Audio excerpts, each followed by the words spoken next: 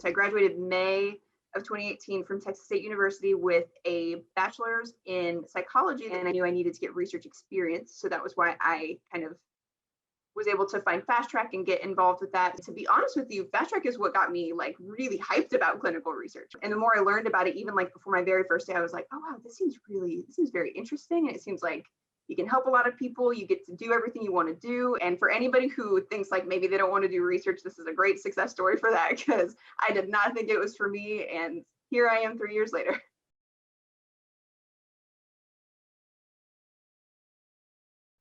It just looked, you see it and you're like, it seems too good to be true. I don't know much about it. It was such an incredible experience. My favorite part had to be meeting all of the instructors and getting to know them and getting to see like hands-on experience. So you know what you're talking about.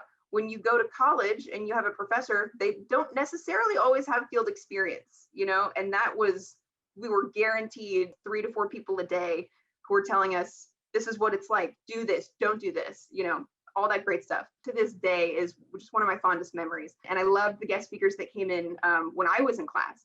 And there was one, she just applied for a job at Elligo, and I actually interviewed her last week. And anytime I get, a Fastrack, student or alumni asking questions, I'm like, yeah, let me tell you, I'll happily give you whatever information I can. So it's just a crazy full circle of events. The connections that you make in Fastrack are so important. I mean, it's just been really wild. I feel like my entire life genuinely changed because of Fastrack, 100%.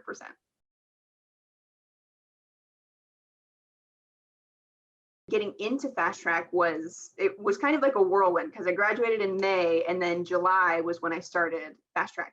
So was able to get that done and got a job, and here we are. So like the role that I'm in now is with Elligo Health Research.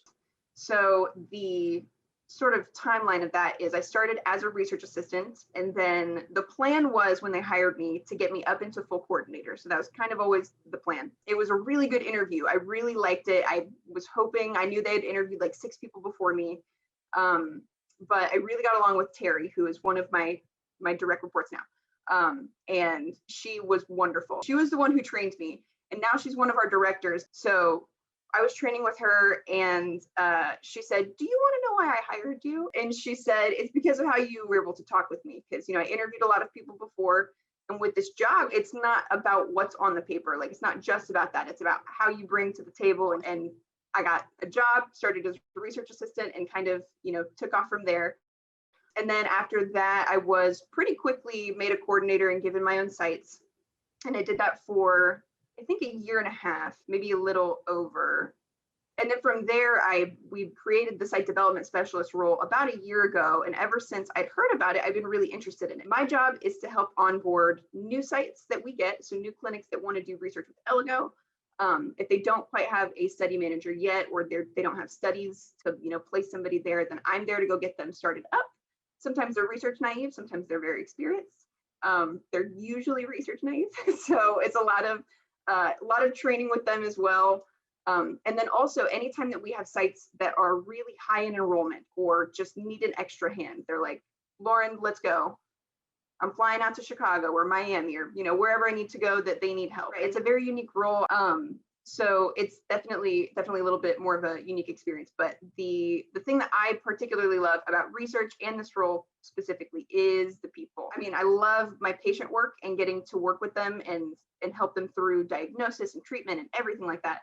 But sometimes if there's not a lot, if it's a hard to enroll study or you don't have patients every single day, it's also a lot of admin and a lot of very, very specific analytical things that you got to do, and I do love that, because I'm very type A in terms of like organization and everything like that. I loved it, and I loved getting to find that information, and more specifically getting to help people through the data. And so I love the idea of bringing those two kind of back into each other, especially with patient-focused things and making sure that people in clinical trials are treated well and everything like that. I think my very favorite thing about research is that you're getting treated through research, healthcare treatment, everything that you need, but now you're just doing it sort of in the name of science, and we get to learn more about this drug and how it's going to help you. And my favorite is getting to serve any underrepresented populations, or maybe people who don't have insurance, because that's always a nightmare, and you get to provide an extra level of care that way.